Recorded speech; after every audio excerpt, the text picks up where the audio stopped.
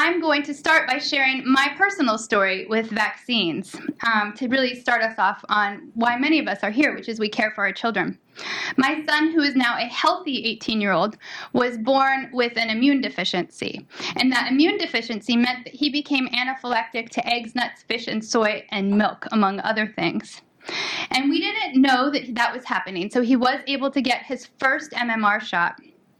But after we figured out what was happening with his allergies, which developed later in life, and after his allergist and his doctor said he cannot get any more MMR tests or shots, vaccines, we were unable to do that. So I sit here today with you with a half-vaccinated son. And I'm thankful to all the folks who have vaccinated their children, because should my somewhat immune-compromised son get the measles, because of his medical situation, it would probably be a lot worse than for many other fully healthy children who were born with intact immune systems. So when we're talking about these issues, it's important to bring all of our stories into the room. The fully vaccinated, the half-vaccinated, and those who are protected by those who are vaccinated, like my son. And so I'm delighted and honored to welcome Dr. Vivek Murthy, our new Surgeon General of the United States of America, to say hello and to give you some very quick opening information and questions and answers to your questions as we come today. For those of you who are on the phone, if you have a question, press 0 on your phone to ask a question. Again, if you're on the phone, press 0 to ask a question. And we'd like to announce there are now over 10,000 people in this room with us today. So welcome, Dr. Murthy. No pressure as you speak to 10,000 people. That's great. Well, first, I just want to say thank you to everyone for being here, and a special thank you to Kristen, to the leadership of Moms Rising, and to all of the moms out there who are part of the organization and who are just learning about the organization. I appreciate your taking time out of your busy schedules to be here. And I know that your schedules are busy because I know that mothers put an extraordinary amount of time into building a strong foundation for our next generation of citizens and leaders. And I want to thank you for that. That's an investment that is extraordinarily important for the strength of our country. And I recognize that many of the sacrifices that you make every day, most people don't see. You don't get awards for them. You don't get ribbons. Nobody pats you on the back. But you do them anyway because you care about your children and you want your kids to be healthy, safe, and strong. And that is what makes moms so wonderful. Being here reminds me of my own mother and of the great sacrifices that she made for me and for my sister when we were younger, going out of her way to do flashcards with us, at night to keep us entertained and make sure we were learning, to coming to the doctor with us all the time to make sure that there's any concern that she was there to protect us and take care of us. Those sacrifices are the reason why I have this opportunity today to serve in this role, and I know that I wouldn't be here if it was not for my mother and for my father. So I recognize that all of you are making extraordinary sacrifices each day. I thank you for that, and especially for taking time out, despite that schedule, to be here with us today. The reason that we're here, as Kristen mentioned, is to talk about measles and to talk about the vaccine for measles. And I want to say a few words first about measles, and then about the vaccine, and then I'm very much looking forward to your questions. Measles, as many of you know, is one of the most contagious viruses that is known to man. It is a virus that is so contagious that if you are not immune and you are in the same room as somebody who has measles, you have a 90% chance of getting measles, which is really quite extraordinary. If you think about the concerns that we had about Ebola and about other illnesses more recently here in the country, measles is far, far more contagious than Ebola was, for example. So this is a very contagious illness, and it's also one that is not without consequences. Before the vaccine was introduced in the 1950s, we actually had millions of children who were diagnosed with measles every year in the United States. We had thousands of kids who were hospitalized, and hundreds of children died every year in the United States because of measles. Now, unfortunately, this is still happening in much of the rest of the world, where over 20 million people a year get measles around the world. So this is still a global problem. So measles is not inconsequential. And in addition to, in severe cases, causing death, measles can also cause, kids to have ear infections and hearing loss. It can cause pneumonia to develop. In out of 1,000 cases, it can cause brain swelling, which is sometimes called encephalitis. And it can have a complication such as that. In fact, 1 in 4 kids who are diagnosed with measles end up being hospitalized as a result of their condition. So this is not a benign virus, even though many folks do ultimately recover. Now, the vaccine was introduced in the 1950s. And one thing that's important to know is that the vaccine for measles, just like any other medication that you might get from the doctor, has benefits and it has some risks. But the reason that we recommend it is because the benefits far, far, far outweigh the risk. And that's a general calculation that is made with any medication that you get, like an antibiotic for an infection or a vaccine for another condition. It's looking at, do the benefits outweigh the risks? One good thing is that we've had a lot of years of experience in giving the measles vaccine, not only here in the United States, but all over the world. Billions, literally billions of people have received this vaccine around the world. Many millions have received it here in the United States. And that experience has been very helpful because it's helped us to understand, if the vaccine really helps people, and the answer has come out, yes, it does. It's helped us to see what the side effects might be of the vaccine, which we can talk about in greater detail. Most of the side effects that we see are temporary side effects like redness and soreness in the arm. Sometimes kids can get a fever or a rash. Those are also temporary. So there are some side effects like this, the vast majority of which are temporary. And in rare circumstances, and I'm talking about like 1 in a million type of circumstances, literally, you can have severe allergic reactions with the vaccine, like you can have with any other medication. And we have to be very careful, obviously, about these scenarios. And we can talk through a little bit later in this conversation about how to know whether or not to raise concerns with your doctor or not.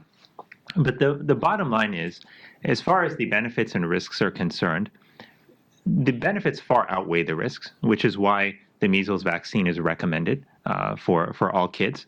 There are some kids who can't get the measles vaccine. These are children who have an immune condition where their body may not be able to tolerate the vaccine. And in those situations, as Kristen mentioned earlier, those kids rely on the rest of us to be immunized in order to protect them. There are also some small percentage of children who won't respond to the vaccine, meaning that they won't develop immunity even if they get the shot. And this happens in probably around 3% of the population. So if you get 1 dose of the vaccine, you're approximately 93% protected. If you get 2 doses, you're 97% protected. Those 3%, it's not completely understood why they don't respond, but they, as well as the folks who cannot get the vaccine because of medical conditions, they rely on the rest of us to be immunized, to be protected. So that's just a brief overview of measles and the vaccines. I'm looking forward to getting much more in depth with your questions. And I just lastly want to say that I'm glad we're having this conversation because I know that many parents want to do what's best for their kids. They ultimately just want to protect them from harm. They want them to be healthy. They want to give them the best shot at living a healthy life. And that's, I think, what is driving so many of the questions that we have today. And so I recognize that. And I want you to know that that's my goal too. I want our kids to be healthy. I want to make sure that we are doing right by parents and kids, that people have the information they need so they can make good decisions for themselves and their families. So with that, I will turn it back over to Kristen so that we can get started with questions. Well, I'm delighted to share that we have over 12,500 people now in this room virtually with us. So thank you to those on the phone. Because of that, we're going to take a phone question first. And the phone question is about all kinds of people in the measles vaccine. We have Patty from Bangor, Maine, is wondering, should seniors or older people get a booster shot? And how do you know if you need a booster shot? That's a great question, Patty. Thank you for sharing this with us. A lot of people have asked me this question about whether they need a booster shot or not. And here's the story on that. If you were immunized when you were younger, if you had measles at some point in your life, or if you were born before 1957, then you don't need a booster. And the reason is because if you were born before 1957, before the vaccine was actually introduced, you were most likely exposed to measles, given how contagious it is. If you either had the vaccine or had the infection itself, then your body likely developed immunity to measles as a result of that experience. And so we generally find that the vast majority of people have lifelong immunity from prior exposures, and so you do not need a booster. But if you are not sure if you got the vaccine, the safest thing to do is to go to your physician, and your doctor can check and see if you have evidence of immunity in your blood to measles. And if there's any doubt, it's actually safe for you to get another dose of the vaccine. Now we're going to have a little interactive online and in the room moment. This is very exciting. We're going to have a little aerobic moment. We're going to do a poll. So we have a question. For those of you who are on the phone, you're going to want to push a button on your phone. For those of you in the room, we're going to want you to raise your hands. So here's the question. What are you hoping to learn most about today? Press 1 or raise your hand for the cause of measles, which you've heard some about already. Press 2 or raise your hand for how measles could impact or affect your family.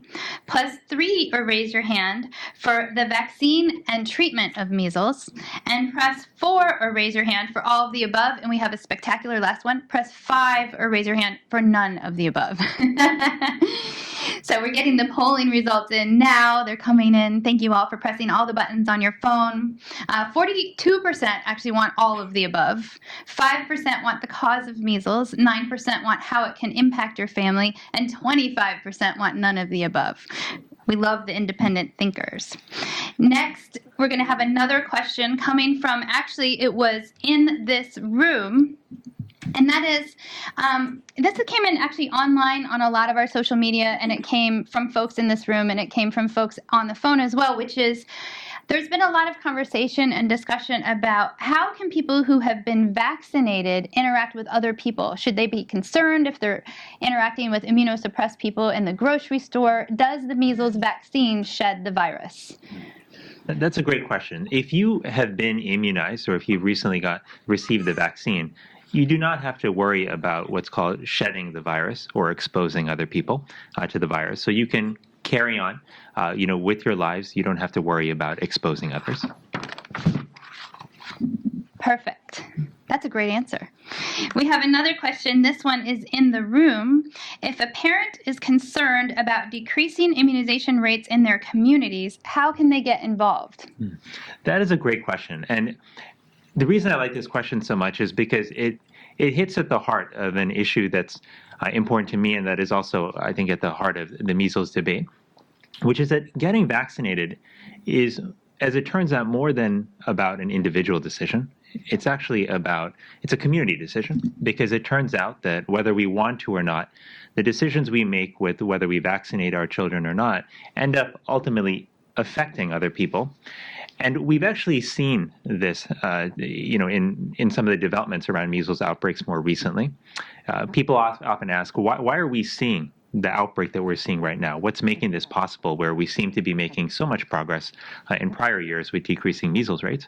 And there are two factors that are driving what's happening right now. One is that there has been a global uptick in measles. So in other countries, we are seeing outbreaks, like in the Philippines. In 2011, in France, we saw an outbreak. In China, there were a number of cases a few years ago.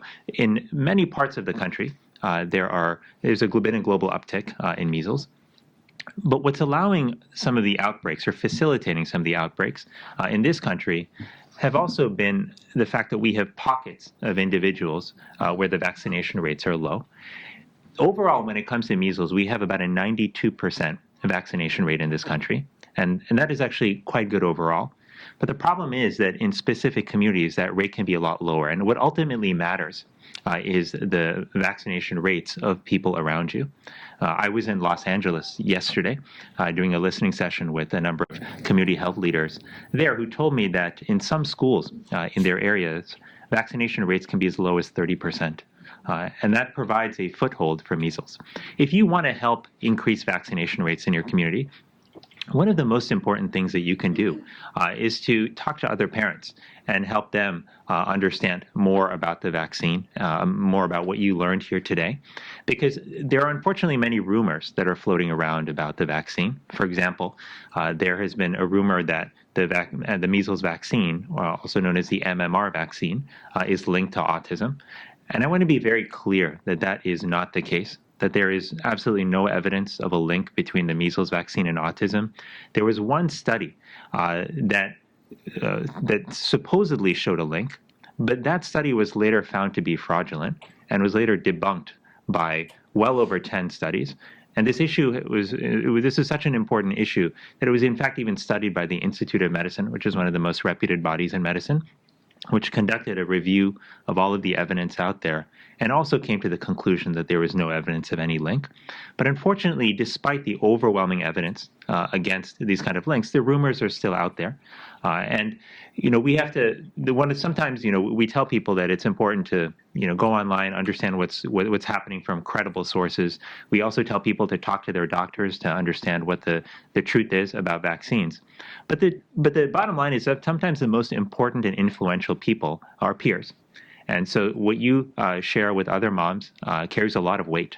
And knowing that you went through the similar process of thinking through the safety of vaccines before administering them to your child makes a big difference. So the more you can talk to other parents, the more we can help people understand the truth about vaccines, but also the more you can talk to your schools. And I would encourage you to talk to your school officials and understand what the immunization rates are in your school. In some states, like in California, you can actually find this information online about your school.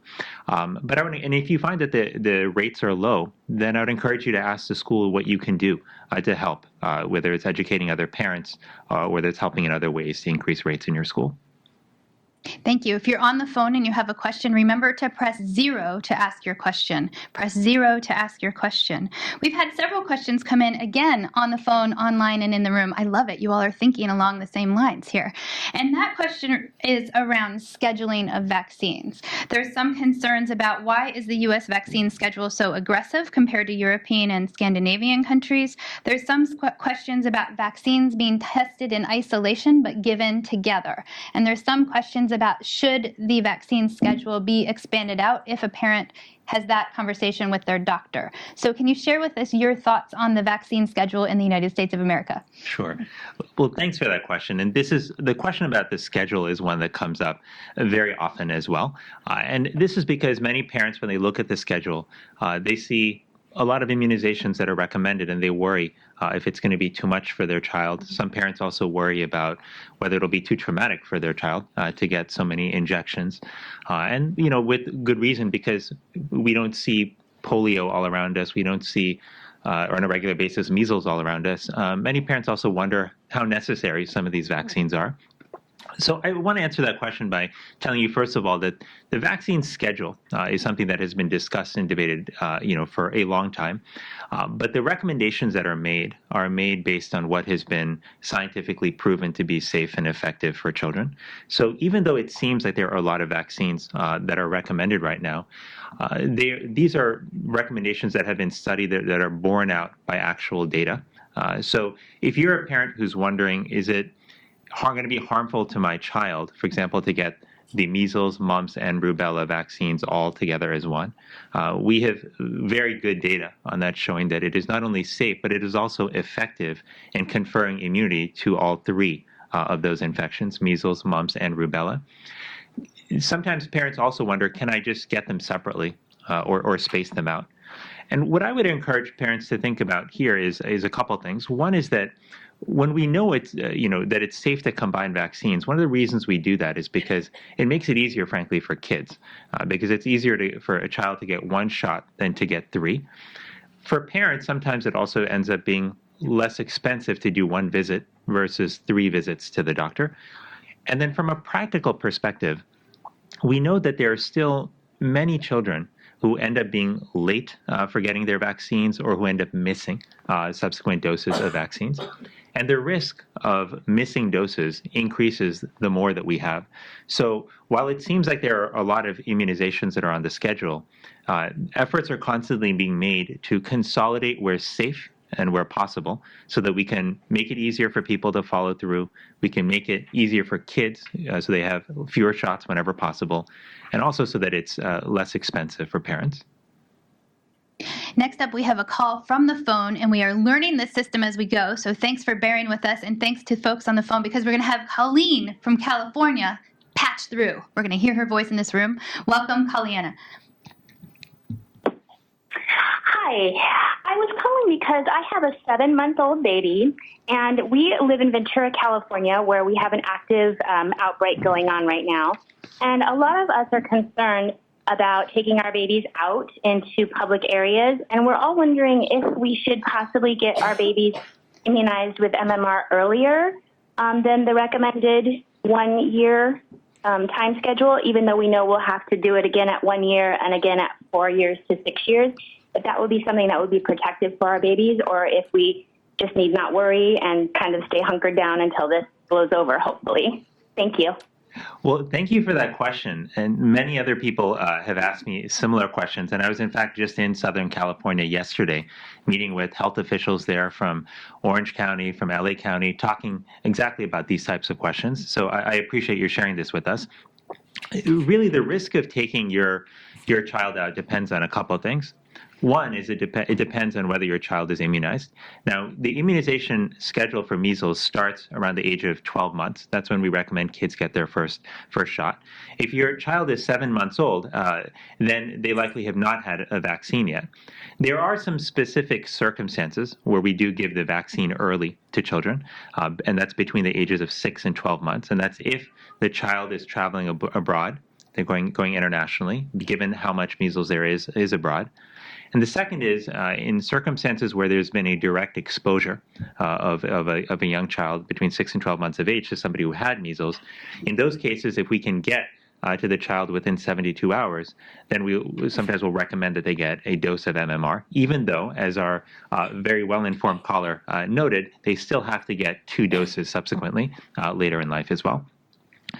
Now, specifically as to whether or not you should be concerned about taking your child out, the risk of to your child really depends, assuming that they are, let's say, not immunized.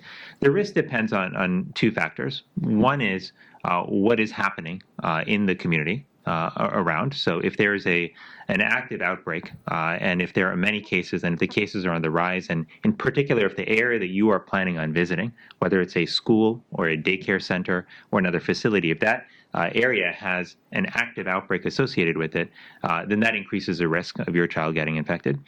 But the second is the factor that determines risk is the rate of immunization in your area. So, for example, if over 95% of people are actually immunized in your area, but there are a couple of cases that have been diagnosed in your county, then, as long as you have a strong and high immunization rate at the school, for example, if that's where you're going, then your child should be okay. Now, you can get this information through various means. So if you wanted to know, for example, what the immunization rates were at your school or at your daycare, that is information that they are required to have, and you can certainly call them directly to find out. If you are concerned about whether you should take your child out to a specific area in Ventura, you can always call the local Department of Health and ask them about the status of the outbreak. I know that there were a number of cases that were diagnosed earlier in Southern California. The health officials there have done a very good job in tracking cases and tracking sick contacts, and they have a good sense of whether the cases are on the rise or on the decline and which specific parts of the county people need to be concerned about. So that's what I would encourage you, if you have questions about those 2 factors, about the outbreak, the degree of the outbreak where you're going, or about the rates of immunization among the population you'll be interacting with, I encourage you to call your Department of Health about the former, to call your school and your daycare center about the latter, and they can provide you information. And if it turns out that there isn't an active outbreak in the area that you're going to and where immunization rates are high, then it is safe for you to take your child out. Now, if you're on the phone, please remember to press 0 for questions. We're going to do a little poll that relates to the question that Dr. Vivek Murthy just answered, which is press 1 or raise your hand. So press 1 on your phone or raise your hand if you are concerned about the recent measles outbreak. So thank you. Now press 2 or raise your hand if you are not at all concerned. All right, we're going to get the polling data in right now. We're watching the numbers come in. It's very exciting. This is very exciting, huh? It is. We've got about 35% very concerned and about 65% not concerned at all. So that's coming from the phone. We do have a question that relates to concerns, which is an interesting one, and I know that Dr. Bruce Gallen is on the phone who can help with this question as well. I think you should answer first, and then Dr. Bruce Gallen if he wants. Thank you for being on. And this deals with any plans for independent of pharmaceutical companies' studies on the vaccine safety or efficacy. What's going on with studies both in the past but also in the future? And particularly, we got a lot of concerns on Facebook, on Twitter, coming in about independent studies, and a lot of concern about the amount of pharmaceutical dollars going into the studies, people feeling like they weren't independent. So if you could address that. That's a great question, and I'll share some thoughts on there, and then I'll have Dr. Gallen also weigh in on that. And the general thought is this: vaccines, like any other medication that is put through the FDA approval process, these are scrutinized very closely, because we have seen what happens when drugs get out that cause terrible side effects and people suffer as a result. And over years, we have learned that we have to scrutinize really early on, and not just scrutinize before the approval of a drug, but also continue monitoring afterward to make sure that we know if there are effects or impacts that we didn't anticipate before, which are now cropping up. And so when it comes to vaccines, given how many people vaccines are administered to, there has been a lot of attention that is paid to studying vaccines both prior to approval as well as after approval itself. And this monitoring is largely directed by the FDA, but it also involves collaboration from the CDC and from other divisions within the government, all of whom end up working either on the direct creation, dissemination of the vaccine, or on the prevention of many of the illnesses that vaccines are designed to fight back against. So, Dr. Gallen, do you want to weigh in on any more specifics about trials itself based on your engagement with them? Sure, Dr. Murdy, thank you. And I want to reinforce, you mentioned scrutinize a number of times, and I think that's the word to highlight, that vaccines, from their very inception to their development and testing, are examined for safety all along the way. And obviously those are the kind of things that play into the considerations by the FDA on licensure. But as you said, following a vaccine's use, there are a number of systems in place to evaluate safety. And while the companies are required to report adverse events that they learn of, there are a number of systems that are run by different parts of the government, by Health and Human Services, by CDC, by FDA, and others that are specifically in place to monitor safety. Separate from that, and I know the caller asked about independence. We also and work with the Institute of Medicine, which is part of our National Academy of Sciences, to independently assess safety. So routinely, they will review the world's literature on vaccine science to help us understand the safety profile of vaccines. Perfect. We have a follow-up question on the phone from Linda of Yakima. Welcome, Linda. I am curious to know whether the vaccines we are getting are made in this country or somewhere else. Quick question. Dr. Gallen, do you want to weigh in on the location of manufacturing? So it depends on which vaccines. The majority are manufactured in the United States, but most importantly is that wherever a vaccine is manufactured, it's under the scrutiny, to use your word again, of the Food and Drug Administration, who looks at all the clinical data, examines the facilities, looks at all the data that comes through for licensure, and as we just talked about, continues to examine the data on the vaccine once it's used. Thank you. We have another question that's coming in relating to vaccines, wanting to know if no vaccine is 100% safe for everybody, then how do you know who is at risk? How do you know who's vulnerable? And how do you know when to talk to your doctor? So this is a great question. So I want to emphasize here that vaccines, as I mentioned at the very beginning, like any other medical product, they have benefits and they have side effects. And the reason that we recommend vaccines is because the benefits far outweigh the side effects. But because the measles vaccine, because of the nature of it, we tend not to give it to patients who have an immune system that is compromised in some way. So in terms of when to know whether to ask your doctor or raise concerns about the vaccine, I would say that if your child has a known condition where their immune system is not functioning properly, if they either were born with a specific condition or if they have an infection like HIV, then that would be a reason to ask your doctor about whether vaccines are appropriate for your child. Second, if your child happens to have happens to have an illness like cancer, for example, that requires chemotherapy or a drug that would weaken their immune system further, that would also be a reason to speak with your doctor and to ask them about whether vaccines are appropriate or not. There are a number of medicines which people now increasingly commonly take, which do affect the immune system. So steroids, for example, which are a common part of treatment for a variety of conditions, can have impacts on the immune system as well. And so if your child fits in any of these categories, either have an immune condition or they have or are taking medication which could affect their immune system, then that would be a reason to speak with your doctor. And lastly, I would just say, as far as allergic reactions are concerned, I know Kristen had mentioned in the very beginning that her son had allergies to a number of different components, and many of them actually food-based. And if your child has a number of allergies and you just have questions, about whether any of those allergies may overlap or impact in any way how they might react to a vaccine, I encourage you to speak directly with your doctor about that too. One thing I want to emphasize here is that the vast majorities of doctors that I meet with would far prefer that patients come to them with these questions than worry about whether they should ask them or not, or try to figure everything out on their own. There's a lot of information out there on the internet. Some of it is accurate, some of it is not. Much of it is confusing, and it's hard to piece all of this together on your own. And it doesn't matter, frankly, how much education you have. You could be one of the smartest people in the world, but you can get really confused by what's out there on the internet. That's why I encourage you, if you have any questions about whether your child is, whether it's safe for him or her to get the vaccine, to speak with your doctor. And I'm sure your doctor will be more than happy to discuss that with you and go over the risks and benefits.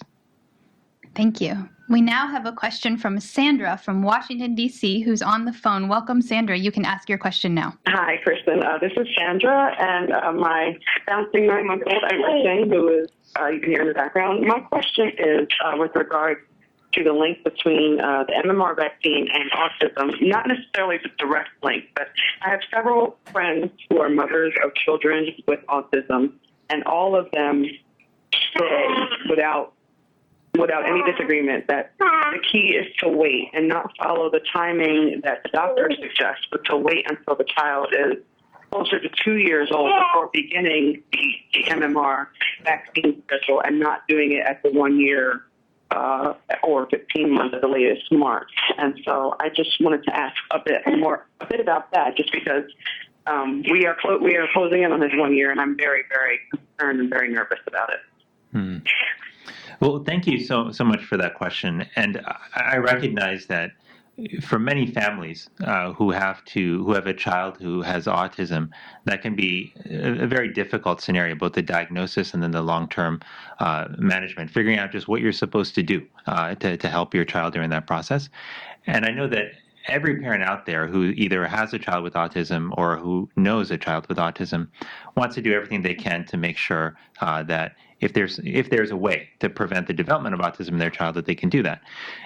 With that said, I think one of the challenges in when we think about autism and the vaccine is recognizing that sometimes the symptoms of autism can present around the same time frame when kids are due to get the vaccine. Now, that doesn't necessarily mean that there's a causal connection between the two, and this is actually one of the great challenges that we struggle to elucidate and emphasize a lot in science and medicine, which is that when two things happen around the same time, they may be happening independently of each other, and figuring out whether they're true and unrelated versus whether they're actually related to each other is why we need rigorous independent research and studies, and why we need to look at large numbers as opposed to a couple of cases, because sometimes it can be easy even for parents who may have a medical background and are trained. Sometimes they look at what happens to their child and they can't help but ask questions about whether it was related to one thing or another that happened around the same time, even though they may not be a causal link. But that's actually why That's especially why in instances like this, which are very deep, very personal, very emotionally charged, why we need to look at broad data sets and understand whether there's truly a connection or not. And what that data tells us is that there isn't actually a possible connection between administration of the vaccine at 12 months of age and the development of symptoms of autism. While some parents wonder about spacing out vaccines, separating them, maybe delaying vaccines a bit, I'll tell you the reason I worry about delaying the MMR vaccine until 2 years of age is because we are then essentially giving more time for a child to be exposed to illness, which could be potentially very harmful. If we think, for example, about the current outbreak that we're having with measles, we have, as of last Friday, 170 cases of measles that are confirmed. But we have many, many thousands of people who were exposed to those folks with measles and who are now being followed up. Many of these are actually young children as well, some of whom are too young to get the vaccine, but some of whom maybe missed the vaccine or their vaccine was delayed. The more kids who delay receipt of the vaccine means that we have more children who are vulnerable. And if we ultimately want to protect our kids from not only measles, but a host of other conditions, which we have been able to really fight back against and eradicate over time, the best way for us to do that is to vaccinate them as early as is safe. And with the measles vaccine, that's starting at 12 months of age.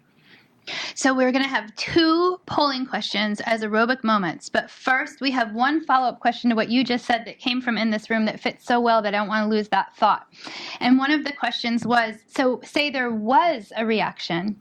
A lot of times what parents are going on is sort of anecdotal evidence of what they've seen happen in their community. So how is that tracked? If there's a reaction to the vaccine, how is that tracked? And how do we make sure that that data is in this data set that we're using to determine the safety of all vaccines?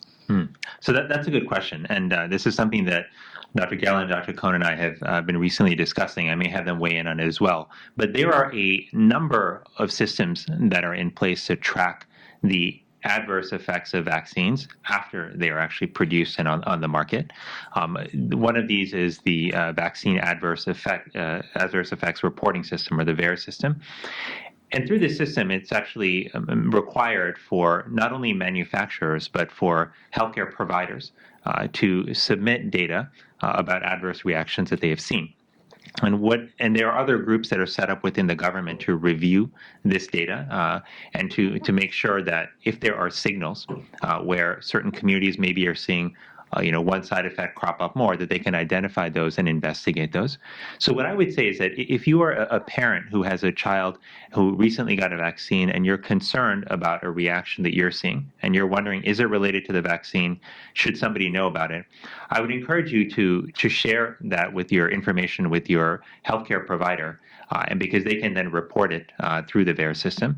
And it's worth noting that, as I stated in the very beginning of this conversation, that there are some temporary side effects that are seen with these vaccines that we know about. So, for example, 1 out of 6 kids who gets the measles vaccine will develop a fever. It's temporary. It doesn't have long-term consequences. 1 out of 20 kids who receive the vaccine will develop a mild rash. That too is temporary. It doesn't have long-term consequences. And about 1 out of 75 kids will actually develop some swelling in their glands. That's also temporary. It doesn't have long-term side effects. Some parents have heard about something called febrile seizures, which can happen. And these are seizures that can happen in young children when they have temperatures that are very high. Seeing a febrile seizure can be very disturbing if you're a parent. But it's important to know that while febrile seizures are a rare side effect of the measles vaccine, it is also something that does not have long-term consequences for your child. And that's been studied. That's very important to know. So when you think about these side effects, when you think about sometimes the temporary pain and stiffness that some people, especially older, like adolescents and adults, can get with the vaccine, it's important to know that these are temporary. They don't have side effects. But what does last is the protection that children get from measles. We have a follow-up question from the room, which is it mandatory reporting? Some parents are reporting that they've had children with serious health side effects that have not been reported. So what is the responsibility on the part of the doctor, and what is that reporting in terms of mandatory or not? Dr. Gallen, do you want to comment on the rules around the mandatory reporting? This is Dr. Cohn. I can comment on that.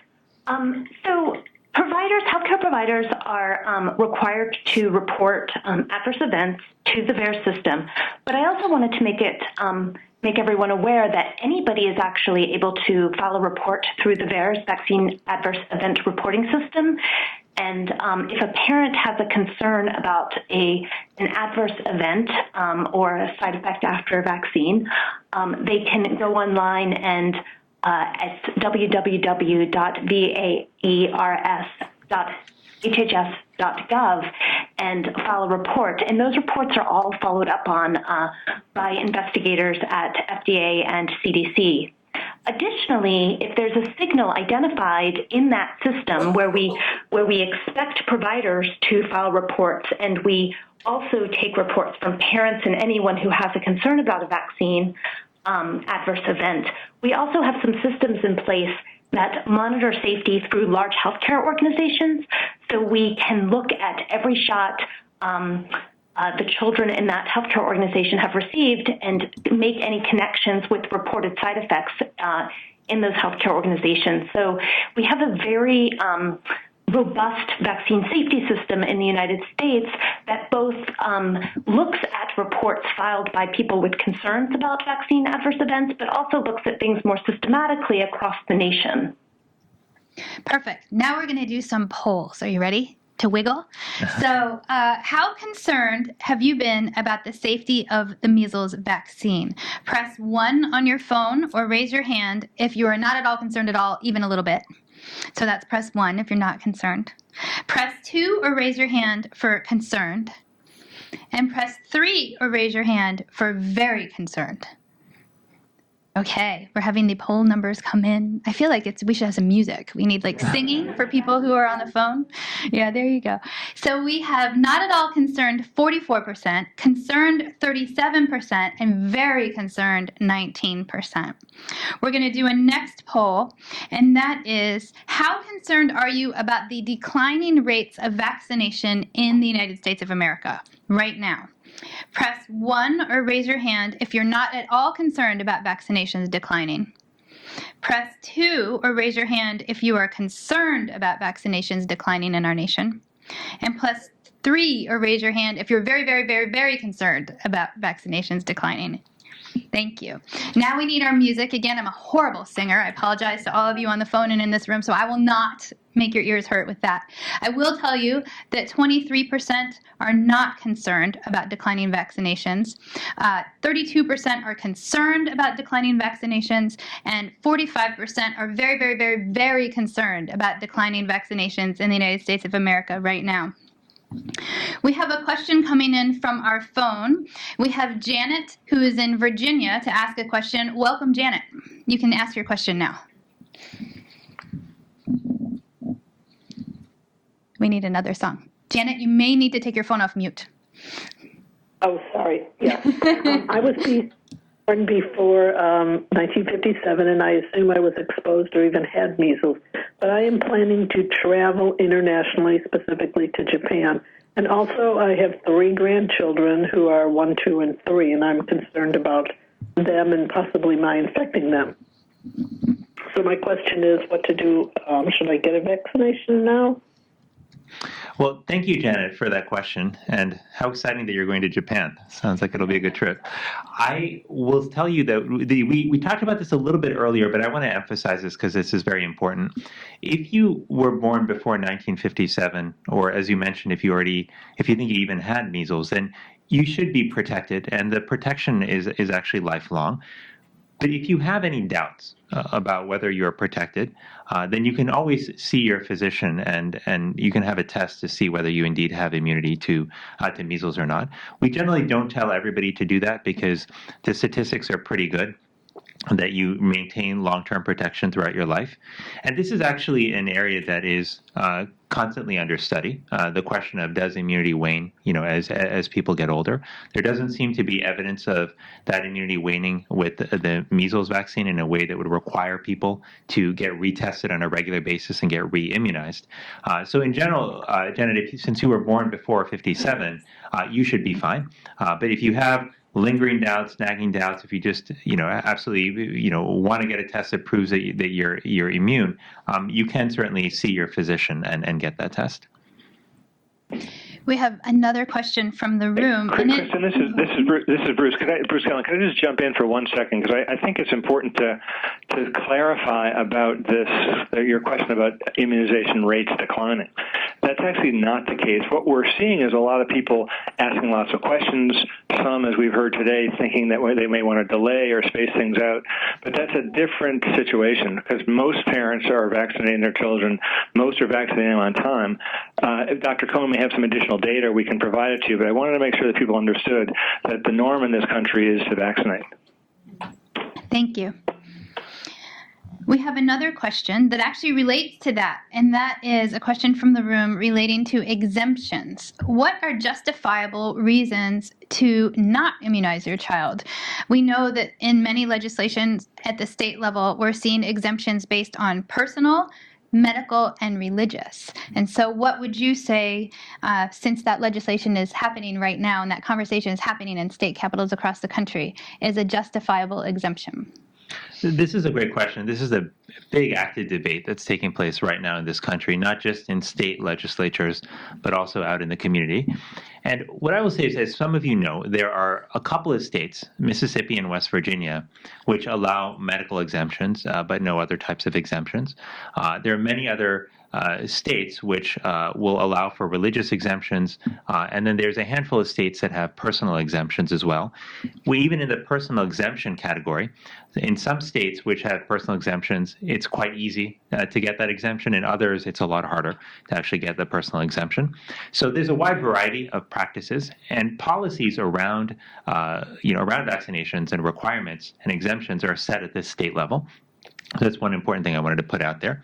One thing that we do know, just in terms of the science of this, is the more people are vaccinated, the fewer episodes of illness we have. That the data is very clear on, and we see that with our over 50 years of experience giving the MMR vaccine in this country. But the other thing that we know from the data is that in states that have more permissive exemption policies, more people opt out. And some people ask the question, well, why is that? And it in part also, among other things, there are a variety of reasons, but it in part has to do with how easy it is to opt out. So in states where you literally just need to check a box to opt out, versus go through a much more involved process of getting documentation of immunization, et cetera. Some states have found that people tend to opt out more, and when they tighten those rules to make it equally as difficult to both opt in or opt out, so you have to do the same amount of work for both, they found that the exemption rates actually drop in their community. So there's been a lot of discussion and debate around this. I think one thing that I'm happy to see is that people are re-engaging or rethinking the exemptions, because while we want to respect, certainly if somebody has a medical reason to not get a vaccine, if they have a severe allergic reaction, or if they have another condition like an immune condition that makes it dangerous for them to get the vaccine, we do not want to put any child in danger by giving them a vaccine in that kind of situation. So that's why medical exemptions, I think, are critical to maintain it. And nobody is talking about getting rid of medical exemptions. That I want to be very clear on. But I do think it's important for us to re-examine the other types of exemptions and think about how we can do a better job of balancing respecting people's wishes and also not having loopholes that are so large that we have large numbers of people who are vaccinated and then who place others at risk. And as I mentioned, this is not just an individual decision. This is a societal issue where we're not islands. We actually end up impacting each other. And if I choose, if thinking of that school that I heard about yesterday when I was in Southern California, if I'm at a school where only 30% of kids are vaccinated, and if that makes it really easy for measles to then have a foothold in that school, then if my child wants to get vaccinated but can't because they have a severe allergic reaction or they have an immune condition, then they're going to be at higher risk of being exposed because there's a greater chance that that outbreak could take hold in my school. So this is why this is a difficult issue, because sometimes people ask the question, well, they say, it's my decision. It's about me and my child. And if I decide I don't want it for my child, then that should be the end of the story. It should end right there.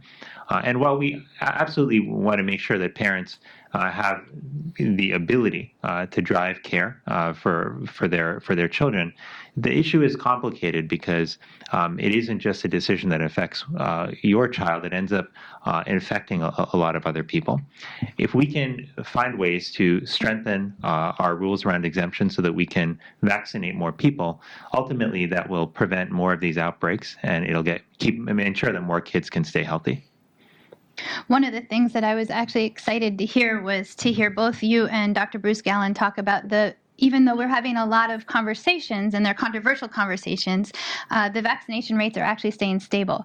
And one of the things, I have to share a favorite quote of mine, is a philosopher, Dr. Hannah Arendt, who said that the problem with American society is that we stop talking at the point of disagreement, but that's when the true dialogue really begins. So I want to thank everybody in this room for having true dialogue on the phone. We have time for one more question on the phone and in this room. If you have a last question, press 0. But before we move on, I want to just note that point that you said about vaccination rates staying stable and a boisterous conversation. So even though we're having a boisterous conversation, it doesn't mean we're going backwards. We're going forward together as a nation. And that, I love democracy, so it makes my heart flutter. So our next question is from Grace, who's on the phone in Seattle. Welcome, Grace. Please take your phone off mute and ask your question. I'm learning. Hi, can you hear me? Yes, we can hear you. Thank you. Okay, good. My question is, I was just wondering if you can tell us anything about new vaccines being developed or new ways of administering vaccines that would be, acceptable to some of the people who are worried about the bases that are in the vaccine or in the needle into the muscle to give the vaccine, if there are some new ones being developed. Sure. I'm going to actually let Dr. Gallen and Cohn start with this one, and then I'll wrap up at the end. Well, thanks a lot, Dr. Murray. And that's a great question. I think that, and it's an important one too. That there's progress all the time, and there's all kinds of work going on to develop new and improve vaccines in a number of different ways. And it depends on what the needs may be. In the developing world, they're trying to develop vaccines that are not only for important diseases that don't currently have vaccines, but trying to make them more stable in warm environments, so that this what's called the cold chain, getting vaccine from where it's manufactured out to the rural clinics, is less difficult, and make sure that when the child is vaccinated, they get the impact that they need. The National Institutes of Health is, as many know, is the research arm of the U.S. government that has lots of investments in vaccines, both in terms of diseases that are currently vaccine preventable and trying to improve the vaccines, and trying to develop vaccines that protect against other serious infectious diseases. So it's a great question. It's a big area, and it really underscores how important vaccines are to protecting people against diseases they don't have to get. Great. Dr. Cohn, do you have anything to add? I would just add to that in addition to there being a lot of exciting innovations in vaccine development, there's also a lot of work being done in this country to make sure that the vaccines that are available now are kept safe and effective throughout the process of going from the manufacturer to the doctor's office. And there's a lot going on to make sure that vaccines are kept at the right temperature, that they stay as effective as they are supposed to be when they leave the manufacturer. And the state and local health departments and providers do a really good job making sure that vaccines that go into your child's arms are strong. Great, thank you. And I'm actually, I was just told we have one last question, so I'm going to let them ask the last question so we can get everyone out on time. We have one very quick last question, and that is, what can parents do to keep kids healthy, to calm fears, and to get everything on track and moving forward together? How can parents be a part of this conversation, which can sometimes be intimidating because people can sometimes be polarized? So how can we be a part of the conversation to help our nation move forward to health? Well, that's a great question and a very appropriate one to end on.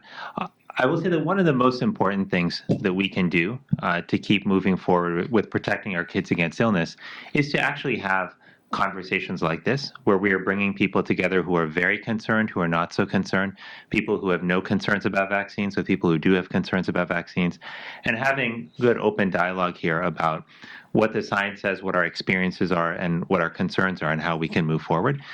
We don't actually have as many forums for having this kind of open, thoughtful, civil dialogue as one would hope. But thanks to groups like Moms Rising and others who are trying to push these types of conversations forward, I think that we are making progress, and I think we need to do more things like this. But I also think the second thing I would say is that I do think that there's an important role that every parent can play in helping folks to understand more about vaccines and about how to prevent conditions like measles. Like I was saying earlier, while people like myself and like our other, like Dr. Gallen, Dr. Cohn, and physicians around the country and nurses around the country are great sources of information, sometimes the most reliable and effective sources of information are actually all of you with your peers.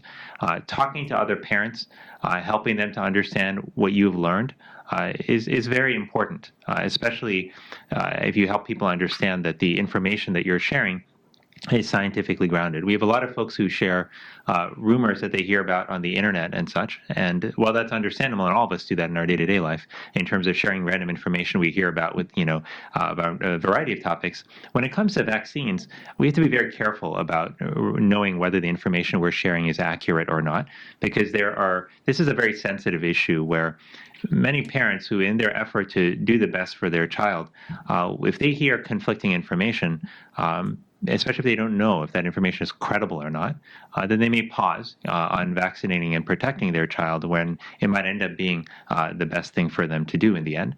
So parents talking to parents is a very, very important part of this, and we need your help to help the community understand more about the science that is out there on vaccines, to help people understand that this is actually not a new vaccine. It's not an experiment that we're running. It's not unproven or untested. This is a vaccine for measles that we have used for over 50 years in this country, which has been responsible for saving literally millions of lives. In fact, over 15 million lives since the year 2000 alone, and many more millions from the 1950s when the vaccine was introduced. When people look back on the last century of advances that we've made in the world, from everything from advances in astronomy to medicine to architecture, they often point to vaccines as one of the greatest advances that humankind has made. There was an article in the New England Journal a few years ago which estimated that in the last century we have saved over 100 million lives as a result of vaccinations. There's no perfect solution for all that ails us, and vaccines aren't a 100% perfect solution either. But they're pretty darn good when you look at the numbers in terms of lives saved and in terms of people who now have the ability to lead a long, healthy life who may not have had that before. But we still have pockets, of people around the world who are struggling with vaccine-preventable illness.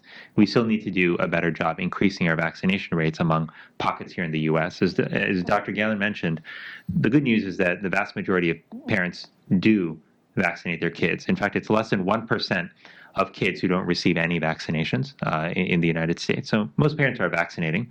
But when parents hesitate to vaccinate, sometimes it's because they worry about some of the side effects that they've heard about, like the soreness in the arm, the redness. They wonder if their kids need that many shots. They wonder if they're absolutely necessary, given that they don't see a lot of these illnesses like measles and polio all around them. But the reason that we don't see so many of them is because we have actually historically done a pretty good job at getting kids vaccinated through a variety of programs and initiatives, including the Vaccine for Children program. So my plug to you would be to help educate your peers based on information that's scientifically grounded, to contact your school as well. If your child is in school, understand what their vaccination rates are. The rates are low. If they're below 90%, and you can likely help and offer your help to schools in increasing that rates, whether it's offering to talk to other parents or offering to assist in other ways. At the end, I'll just say in closing, this is a societal issue. None of us are islands. We depend on each other when it comes to measles to keep each other safe, to keep each other's kids safe. If I had a parent who I've known over the years taken care of many individuals, primarily adults, many individuals who have had immune conditions, people who really depended on folks around them being healthy, for whom exposure to an illness that might be very simple to me or you could be life-threatening to them. And when I think about them, I think about how they rely on the rest of us to be safe. And then I also think about their parents. And what would it be like, I think, to be a parent whose child was that vulnerable, was at risk? Like, I would want to know, and I would certainly hope, that everybody around me, everybody in my community, everybody that I was a concerned citizen, was doing their part to help keep my kids safe, in the same way that I would hope that I would do my part to keep their kids safe. So this is a community effort, and your role in that is essential. So that's why I thank you for being here today, for being a part of this conversation, for taking time out of your busy days and to really contribute to this dialogue. And lastly, just want to thank you for what you do every day, which is being great moms and great parents, and ensuring that we have not only a solid foundation for the next generation of citizens and leaders, but that we have a foundation for a stronger country going forward. So thank you so much. Thanks for having me. And special thanks to Kristen and to Moms Rising for your leadership in this area and on advancing issues that are important to children and to families. It was really wonderful to be with you all today. Thank you. Thank you, Dr. Vivek Murthy, U.S. Surgeon General. Thank you.